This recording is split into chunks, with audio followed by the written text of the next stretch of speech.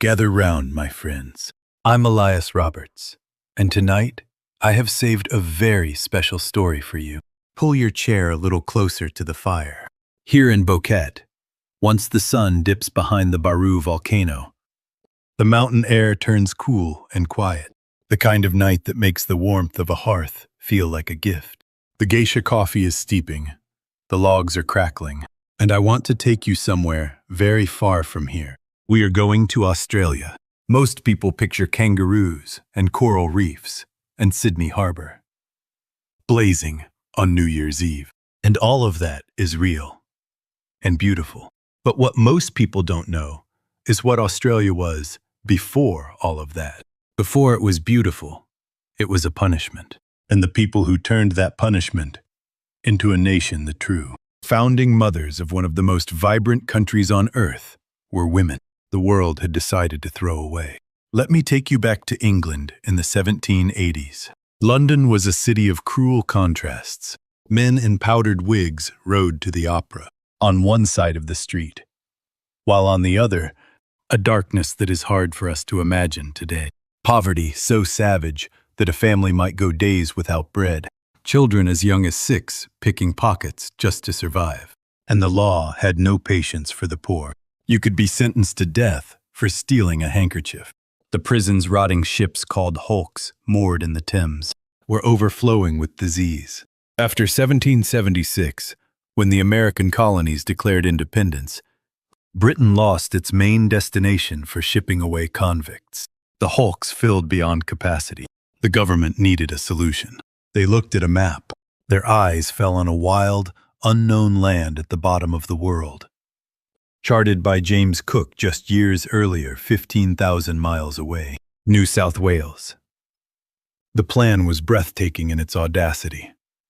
Fill ships with convicts, sail them to the other side of the earth, and let them build something from nothing. On the 13th of May, 1787, 11 ships left Portsmouth Harbor. Among the 778 convicts aboard, nearly 250 were women. Stand on that dock for a moment.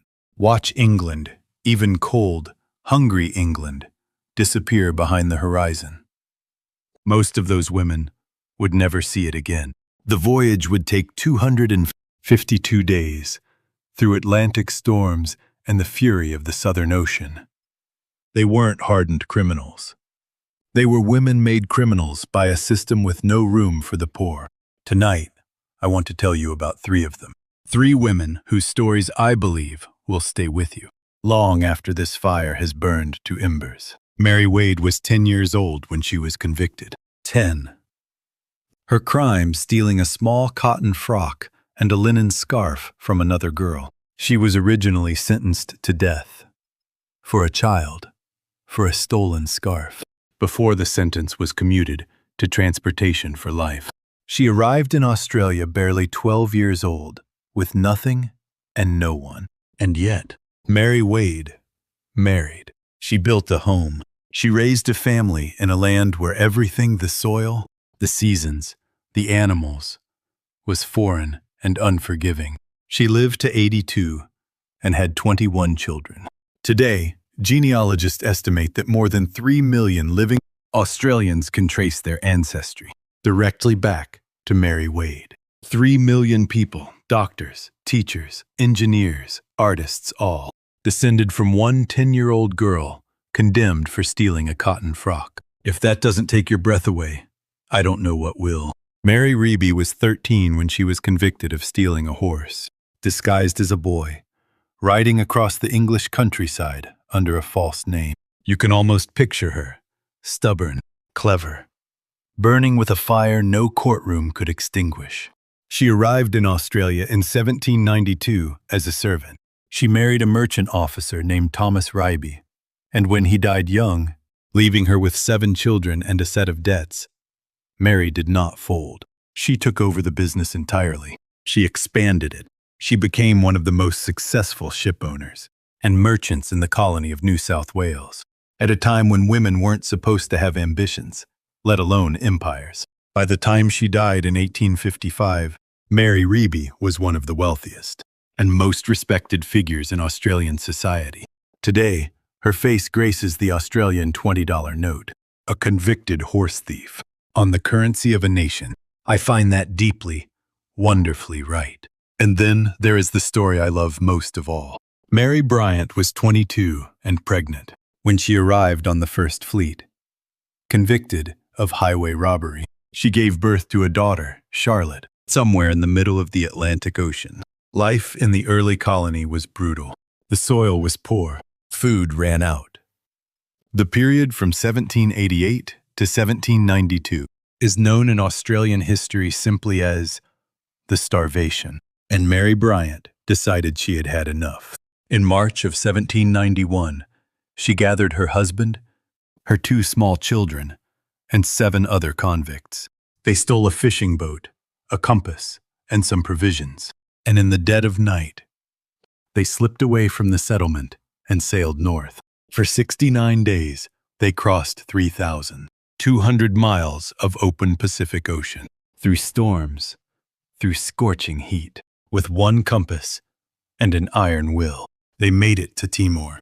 They actually made it. They were eventually recaptured and returned to England, where Mary lost both her husband and her son to fever. She was imprisoned again, but her story had captured the public imagination, and a prominent lawyer named James Boswell championed her cause. Within a year, Mary Bryant was pardoned and set free. She crossed 3,000 miles of the Pacific in an open boat, with 2 children and a stolen compass. If that is not the definition of a woman who refused to be defined by her circumstances, I don't know what is. In a settlement where men outnumbered women 3 to 1, these women became the backbone of the young colony. They managed farms and ran small businesses. They shared food, nursed the sick, and raised children in a land where everything was unknown. The children they raised became the first generation of native-born Australians, a generation that knew the land, not as a prison, but as home. The Australian Family History Society has found that today, approximately 9 million Australians can trace at least one line of ancestry back to the convict women of the First Fleet and the transportation era that followed. 9 million people, doctors and prime ministers, farmers and artists, the roots of much of modern Australia, run through those 250 women who stepped off ships onto a wild red shore in January of 1788. They were called the outcasts of the empire. They were told they were nothing, and they built a continent. We live in a world that is deeply invested in our beginnings, where we came from, what mistakes we've made, what labels others have pressed onto us. The world can be very insistent that your past is your destiny. The women of the First Fleet were handed a beginning as hard as a beginning can get.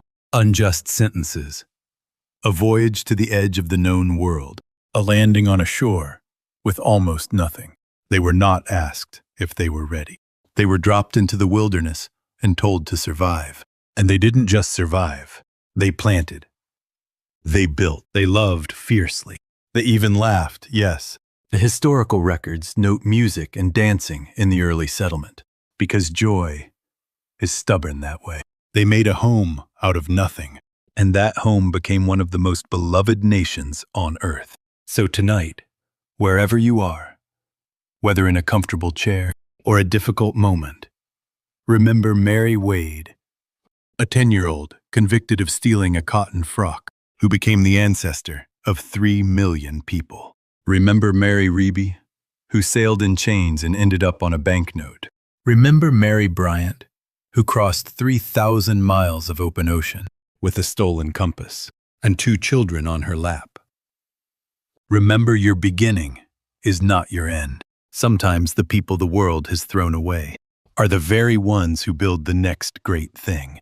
The fire is burning low.